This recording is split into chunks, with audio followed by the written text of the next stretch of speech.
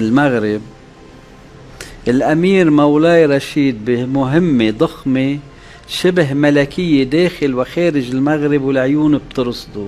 هزات المغرب ما رح تعقل وارتداداتها بتنشط تحت الأرض وفوق الأرض. نهضة إماراتية بالمغرب ونتائجها رح تظهر بقوة ورضوخ. السؤال الكبير، مين رح يتوشح بوسام العرش بالموسم اللي جاي بالمغرب؟ شايف أطول صراع مع الصحراء رح يقصر ويزم. رموز إعلامية بتخض الإعلام المغربي. سعد المجرد بالأسر وبالحرية، مش باقي هو ثورة وحرية وخضات.